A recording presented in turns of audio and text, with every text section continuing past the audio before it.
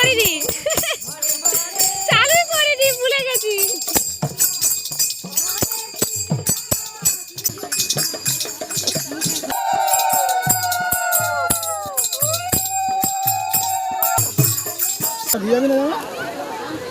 এটাই করবি পরে আবার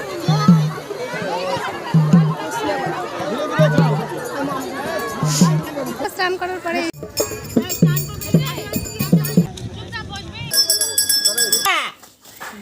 হ্যালো এভরিওয়ান, সবাই কেমন আছো? আশা করি ভালো আছো। তো আজ শ্বশুরবাড়ি চলে এসেছিলাম, আর সেখান থেকে দেখো আমার ননদিনী, শাশুড়ি মা, কাকি শাশুড়ি মা আর এইদিকে পাড়ার সকলেই মিলে আজ যাব আমরা বারুণী স্নানের মেলাতে। তো চলো সেই কিভাবে যাচ্ছি আর কোথায় যাচ্ছি, চলো সেই ব্লগটাই নিয়ে তোমাদের সঙ্গে হাজির হলাম।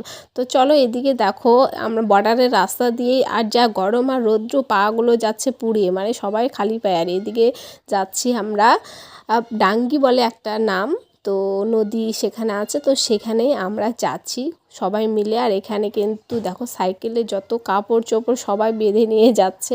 গৌনিতাইকে সঙ্গে নিয়ে নাচ করতে করতে পৌঁছে গেলাম একটা বাড়িতে, সেখানে কীর্তন করা হলো। আর তোমরা হয়তো বলবে বর্ডার রাস্তা দিয়ে কেন গিয়েছিলাম, কারণ খুব শর্টকাট রাস্তা ছিল বর্ডারের রাস্তা, তার জন্য বর্ডার রাস্তা দিয়ে সবাই আমরা পৌঁছে গেছিলাম সেই ডাঙ্গিতে। তো তার আগেই বাড়িতে একটু কীর্তন ভাগবত করা হলো, কারণ সেখানে ডেকেছিল সবাইকে। আর ননদিনের নামে একটু সেলফি তুলে নিলাম। এরপর পৌঁছে গেলাম ডাঙ্গির যে বড় মাঠ সেখানে। তো তারপরেই নদী, আর নদীতে এসে দেখছি সবাই স্নান করছে আর এখানে পুজো করছে। তো আমরাও এখন এখানে স্নান করব, পুজো করব। তো আজকের দিনটাতে কে কে গিয়েছিলে বারুণী স্নানের মেলাতে অবশ্যই কমেন্টে জানাবে। আমি প্রথমবার নদীতে স্নান করব বলে খুব এক্সাইটেড ছিলাম। তো ফাইনালি আমরা কিন্তু সবার আগে নদীতে পুজো দিয়ে স্নান সেরে আসলাম। তো এখানে কিন্তু সব ব্যবস্থা ছিল জামা কাপড় চেঞ্জ করা, তো সেখান থেকে জামা কাপড় চেঞ্জ করার পরে সবাই এখন বসে আছে আর একটু কীর্তন করছিল। তো আর এই নদীটার নাম ছিল আত্রাই নদী। তোমরা হয়তো বলবে কি নদী, তো সেটা বলেই দিলাম। আর এরপরে আমরা গ্রামের সকলে মিলে যারা যারা এসেছিলাম সবাই প্রসাদ খেতে বসে গেছি। আর আজকে প্রসাদের মেনুতে এসব ছিল। আর লাস্ট জীবনে প্রথমবার বারুণী স্নানের মেলাতে এসে খুব প্রচুর এনজয় করলাম। আর শেষে খিচুড়ি প্রসাদ খেলাম। আর খাওয়ার পরে কোথায় গেলাম, খাওয়ার পরে এইবারে বারুণী স্নানের যে পুজো হয়েছিল, তো সেখানে মেলা বসেছে, সেখানে গেলাম আমরা সবাই মিলে। আর সেখানে দেখো খুব সুন্দর ভালো মেলা বসেছে।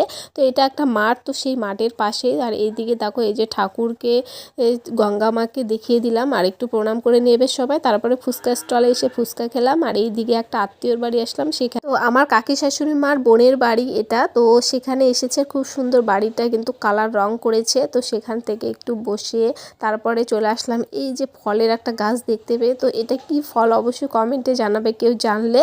আর দেখতেও খুব ভালো লাগছিল ফলটা। তো আমরা বারুণী স্নান করতে এসে কি কি করলাম সেই ব্লগটা কেমন লাগলো অবশ্যই কমেন্টে জানাবে।